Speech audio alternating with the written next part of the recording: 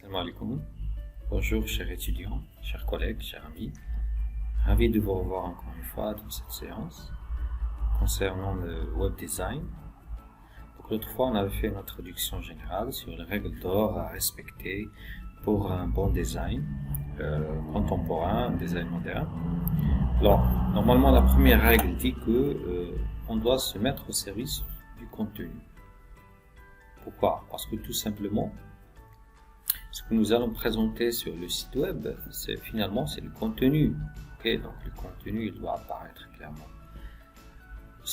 tout en respectant, tout en mettant l'accent sur ce qu'on appelle l'expérience utilisateur, user experience.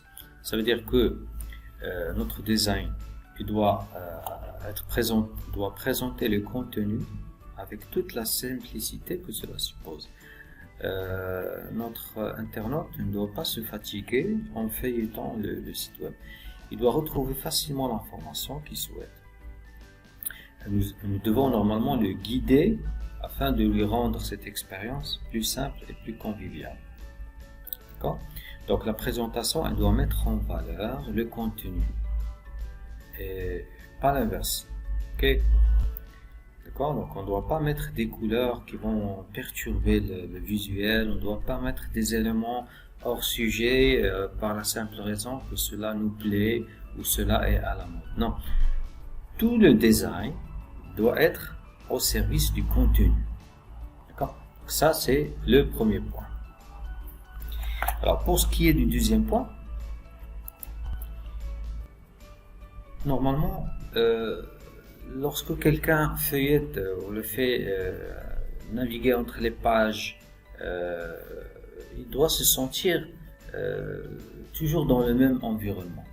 Ça veut dire le web design doit être cohérent sur tout le site. Si votre page, par exemple, la première page, je ne sais pas, contient par exemple une couleur mauve, et que au moment où il a cliqué sur le menu de la deuxième page, il se retrouve dans une page en rouge. Okay. Donc ça va automatiquement donner l'impression que l'internaute il est sorti du site. D'accord? Il ne fait plus partie du site. Parce que tout simplement, il n'y a pas une cohérence graphique. Donc s'il n'y a pas une cohérence graphique, ça veut dire que le web designer ou les propriétaires du site n'ont pas donné une grande importance à ce sujet, ce qui mène à dire que peut-être il y a un manque de sérieux. Donc le design, comme je signale ici, doit être harmonieux et adapté à votre public cible. Ça c'est un point très important, hyper important même. Alors le troisième point qu'on souhaite signaler, c'est la surcharge graphique. Donc à tel point qu'on veut que notre site réussisse, etc. Donc on commence à mettre beaucoup de couleurs, beaucoup d'images, beaucoup d'animations, ok? Mais l'idéal serait de faire simple. Donc rappelez-vous la première règle, on doit se mettre au contenu. Le design doit être sous l'ordre du contenu, et pas l'inverse. Donc pas besoin de mettre trop de choses à l'intérieur, pas besoin, parce que finalement vous allez perturber votre internaute. Il faut plus se sentir à l'aise. Vous allez lui donner beaucoup d'informations à traiter. Donc il va perdre le bon réflexe. Ça va nuire bien sûr à l'utilisation de votre site. Donc ça aussi c'est une règle d'or. La quatrième règle d'or, ça concerne la typographie. Comme vous savez, la typographie c'est le support normalement même du contenu. C'est-à-dire le contenu il va être véhiculé principalement par le texte. Donc cela veut dire que lorsque on est sur internet, les types de police, les types de fonts qui existent sur le net sont moins lourdes que ce qu'on a sur nos ordinateurs. Par exemple, si vous avez Illustrator, je ne sais pas, InDesign, d'accord, vous allez trouver peut-être des centaines de polices. Alors sur le net, les polices sont très limitées. D'accord? Parce qu'on a gardé juste les polices qui doivent être normalement compatibles avec toutes les plateformes, les mobiles, les Macintosh, les ordinateurs, les tablettes, etc. Ce qui fait que les navigateurs ne vont pas pouvoir interpréter correctement certaines polices. Peut-être qu'elles sont rares, peut-être elles sont exotiques, etc. Donc, utiliser les polices sans sérif. D'accord? Donc, il est souhaitable d'utiliser les polices sans sérif, comme le Verdana, l'Arial, Helvetica. D'accord? Donc, tout d'abord, parce que les navigateurs, ils ont un choix très limité en nombre de polices. Donc, à savoir, donc, ces trois premières polices-là sont des couleurs, sont des polices, standards sur le web. Si on est obligé d'utiliser une certaine police, vu que cette police-là a été créée au moment de la conception du logo, si vous êtes obligé d'appliquer cette police, d'accord, donc vous devez normalement dire aux développeurs web d'ajouter le fichier de police dans la structure du site web. Okay? Mais on essaie au maximum d'éviter cela, pour ne pas avoir de mauvaises surprises à la fin. Aussi, si le logo est écrit en flat avec une police particulière, donc vous n'avez pas une forme graphique de cette police, vaut mieux le mettre sous forme graphique. Okay? Cela va vous garantir à ce que l'identité visuelle du site soit respectée. Alors, le cinquième point, ça concerne le choix de couleur, ou plutôt le contraste positif. Cela veut dire que si vous mettez par exemple un texte foncé sur un fond foncé, alors là vous allez perdre du contraste. Au contraire, donc il faut faire l'inverse. Si vous avez un texte foncé, il faut mettre un fond clair.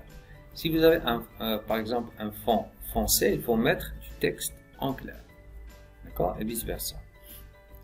D'accord? C'est juste pour avoir une bonne lisibilité du contenu de votre site web.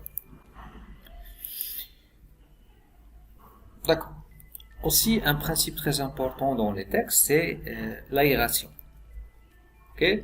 Alors, plus vous mettez d'espace entre les phrases, entre les paragraphes par exemple, plus votre internaute, le visiteur du site, d'accord, vous allez le soulager. Il va bien sûr avoir le contenu, il va avoir de la chance de comprendre encore et encore plus que de condenser le texte. Vous allez faire fuir votre internaute parce que, rappelez-vous, il y a un principe en Internet qu'on appelle le 2 ou 3 clics. Ça veut dire le navigateur, le visiteur du site, doit pouvoir trouver l'information en seulement 2 clics maximum. D'accord? En 2 clics, 3, il doit trouver la bonne information. Alors, si vous lui mettez trop de texte, il va fouiner et chercher, etc. Donc, pour lui, c'est une perte de temps. Il va voir l'information ailleurs. Okay? Donc, il faut respecter ces bonnes pratiques-là. Éviter les majuscules. D'accord? Parce que les gens, en général, dans le monde, ils sont habitués aux minuscules. Et aussi, bien sûr, il faut, pour les titres, d'accord, vous pouvez mettre un peu de majuscule dans le titre sans problème, mais au contenu, ça reste à éviter. Septième point, ça concerne les images. Donc, les images, bien sûr, on aime tous voir les images. Donc, les images doivent avoir un sens par rapport au contenu.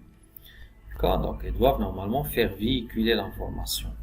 Notre cerveau humain, il apprécie l'image par rapport au texte. D'accord? Notre cerveau, on sait, il est paresseux. Donc, il veut avoir l'information avec le moyen le plus simple, le plus court. Donc, essayez de faire véhiculer le message à travers les images.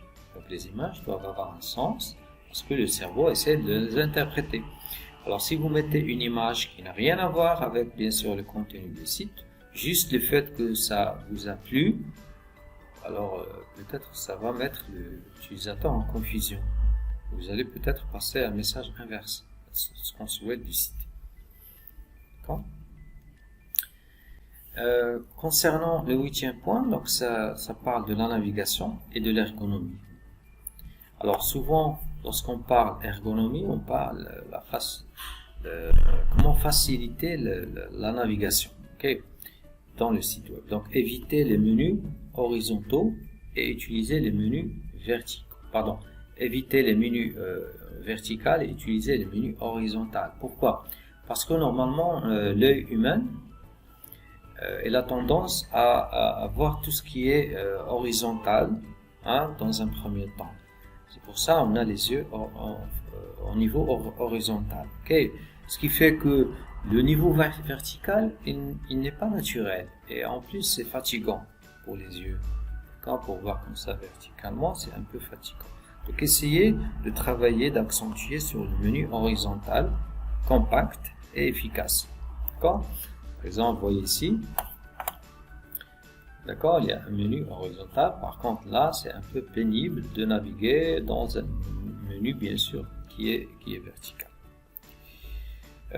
Bon, ce qu'on souhaite à la fin, c'est que essayer d'appliquer les 8 règles dont j'ai parlé maintenant pour mettre en place un design web qui respecte bien sûr les normes actuelles, sans oublier que votre site web, techniquement, hein, il doit supposer pouvoir l'ouvrir dans des mobiles, hein, sur des tablettes, sur des ordinateurs, sur des smart TV, d'accord? Donc, essayez d'appliquer les dernières technologies dans ce sens. Donc, on a déjà vu ça l'autre fois avec le principe de la responsivité. Hein, comment votre site doit-il se comporter, d'accord? On parle du contenu. Donc, le contenu, c'est comme un liquide. Il doit toujours prendre la forme du support ou du contenant où on l'ouvre. Alors sur ce, je vous remercie pour votre attention. D'accord. Si vous voulez, vous pouvez mettre des commentaires au moins pour me mentionner que vous êtes là, que vous suivez. D'accord. Je serai très ravi à répondre. Et on se voit, Inch'Allah, à la prochaine séance. Au revoir.